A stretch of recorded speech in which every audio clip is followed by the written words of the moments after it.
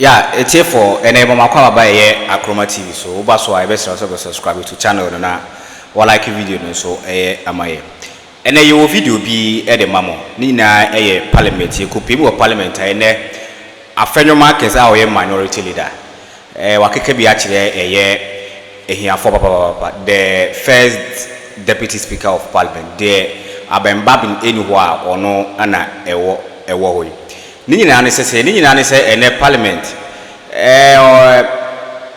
you know omaba parliament omo ekika kan omo nsema no obi an sorry akasa what I say na Afenyo Markins sorry say o kasa o sorry say o kasa Ahiafo say debate anasa asema awo ka no che say eye debate na wo kasa ana Afenyo so bufu yi no so kasa say now person run this parliament and say I don't know say mo pose mo use mo numbers e dey intimidate in fact okeke bi okeka na adwen kire ye Ahiafo papa na Afenyo enkofo entina se enkofo enanse meti say ndisi ni bi ka say said the Afenyo nyon na so na nko mo person ka ndisi ese ye MPP tama no mo power ne so o manye ni sa o no bonnet ma papa na in fact Afenyo kire say minority in fact o lead o mo papa na wanye ni say ni because of say no you are only say MPP party say the aye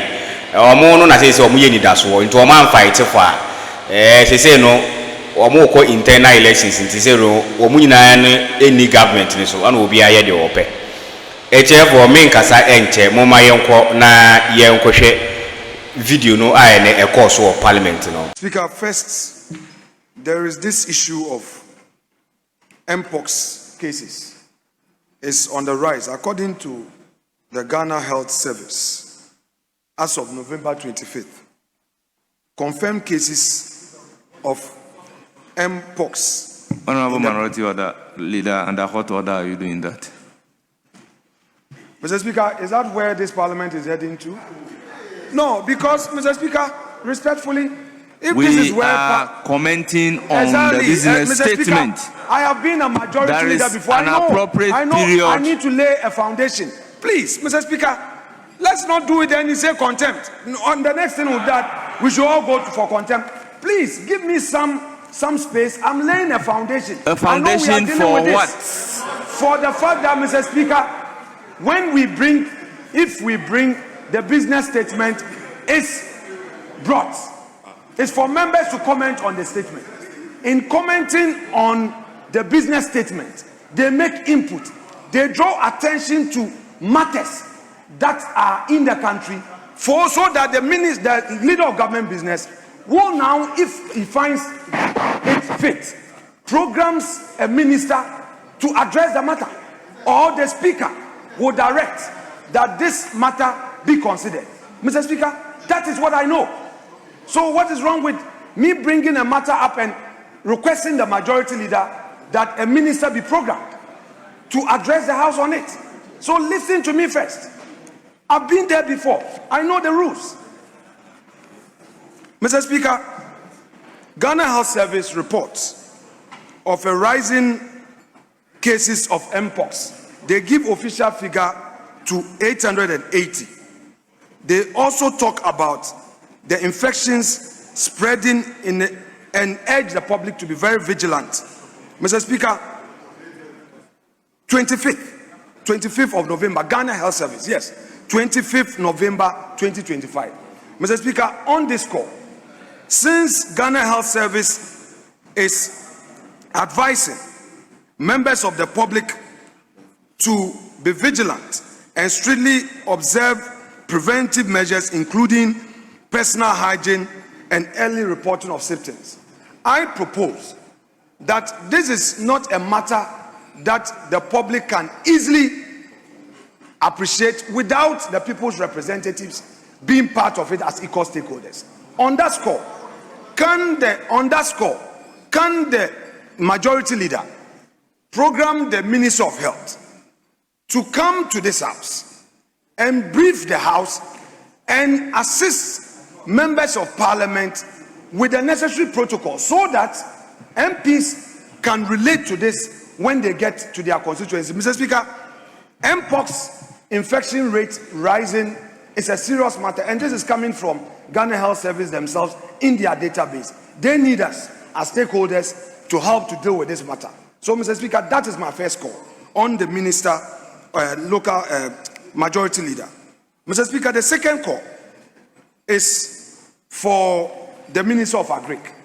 Mr. Speaker, this is what the EU says. The European Union is warning both Ghana and Cote d'Ivoire that there's a need for them, these two countries, to ensure urgent reforms in their cocoa sector or risk losing significant global market share. The warning stems from increasing global demand for sustainable, environmentally responsible, and traceable cocoa production.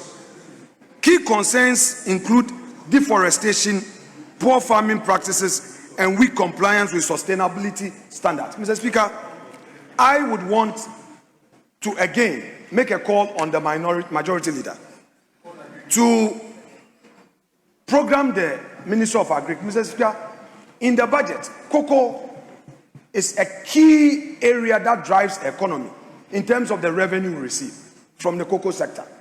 Mr. Speaker, it is important that the minister comes to the House to brief the nation on steps that Cocoa Board is taking to do reforms in terms of its work, so that we are able to let the international community also know that Ghana is just not sleeping on its request for reforms, but indeed steps are being taken to ensure we engage in sustainable agriculture in our cocoa production. Mr. Speaker, the third issue,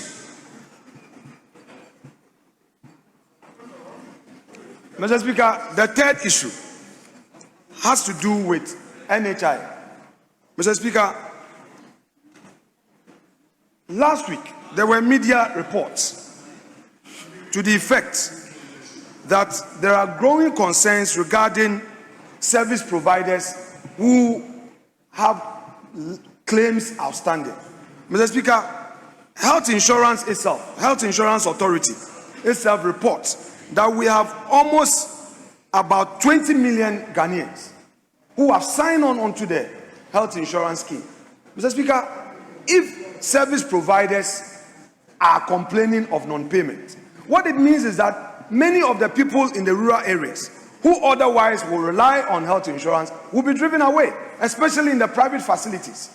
I would want to respectfully request of the leader of government business to program the health minister to brief the House steps that the ministry, in collaboration with Health Insurance Authority, taking to ensure that claims are paid on time, and then outstanding service providers whose claims are long overdue are settled. Mr. Speaker, whilst on it, it is also instructive to add that Zipline Ghana just this week announced of shutdown of 3 of its centers. Mr. Speaker, we know the critical role Zipline has been playing, especially in delivering medication to rural health care.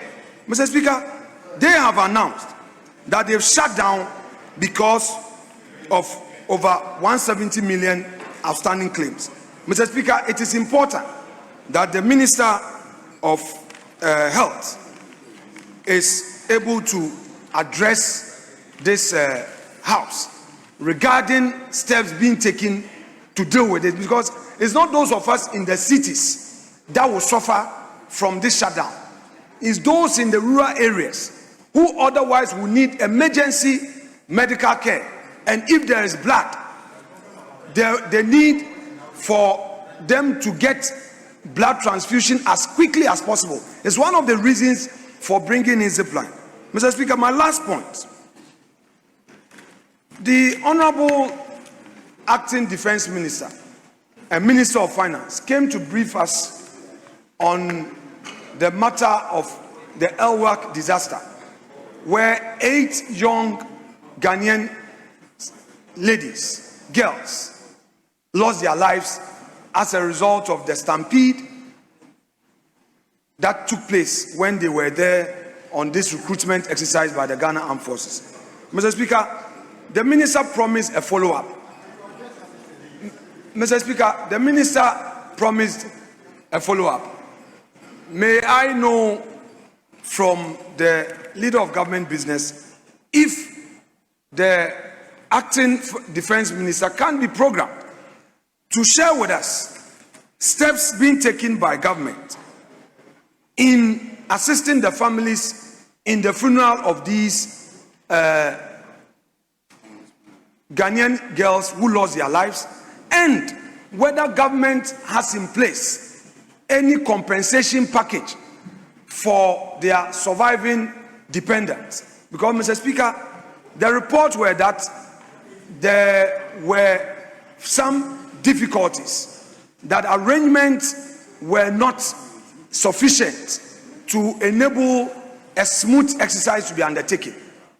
They would have dependents, they would have relatives, and it is important that as a nation that honors not only its heroes, but citizens who face such calamity. Mr. Speaker, the families cannot just be told that accept our condolences and then the matter dies and nobody hears about it.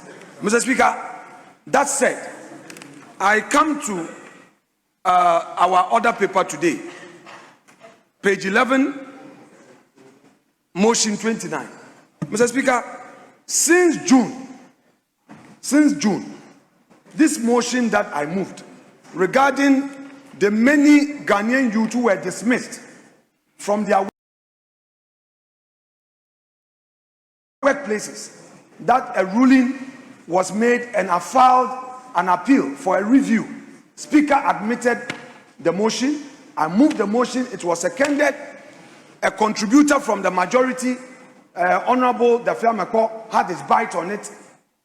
Debate on this was suspended. Mr. Speaker, it's been months. We've been raising this thing.